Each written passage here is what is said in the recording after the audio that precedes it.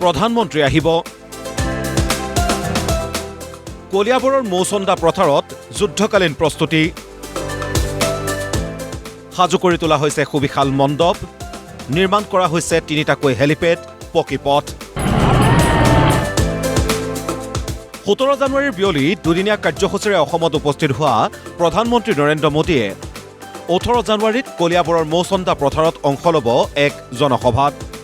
নগাঁও, গোলাঘাট, শোণিতপুৰ, হোজাই আদি জিলাৰ 15টা সমষ্টিৰ প্ৰায় 1.5 লক্ষাধিক জনতাই অংশগ্ৰহণ কৰিবলগীয়া এই জনসভাৰ বাবে সাজু কৰি তোলা হৈছে সুবিশাল মণ্ডপ। কটকটীয়া কৰি তোলা হৈছে নিৰাপত্তা ব্যৱস্থা।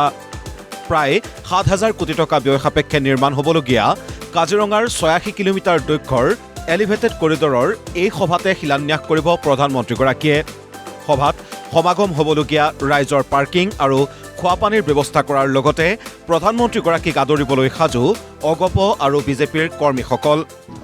সভাখনত প্ৰায় 15টা সমষ্টিৰ পৰা 1.5 লাখ ৰাইজৰ সমাগম হ'ব।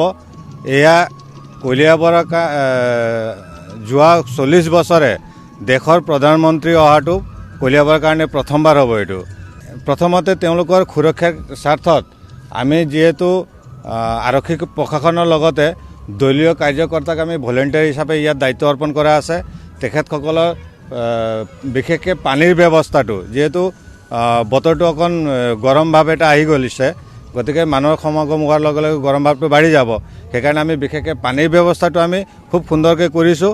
আৰু তেখেতসকলৰ যিখন গাড়ীবিলাক আহিব তেওঁলোকৰ পাৰ্কিঙৰ ব্যৱস্থা খুব সুন্দৰকৈ কৰা আছে। সমান্তৰালভাৱে দেশৰ প্ৰধানমন্ত্ৰীগৰাকীক আদৰিবলৈ উৎসুক স্থানীয় ৰাইজো।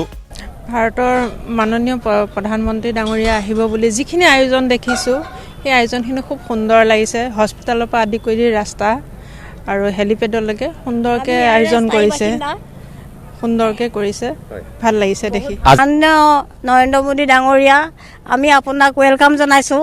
আহক, আমাৰ পৰিৱেশ চাওক, আমাৰ অভাৱ অভিযোগ বুজ লওক, আমাৰ কেনেকৈ আমি গাঁৱলীয়া মানুহে ইয়াত কি কৰি আছোঁ তাৰো এটা আপোনালোকে আহি পেলাই ভাল সুপৰামৰ্শ আগবঢ়াব।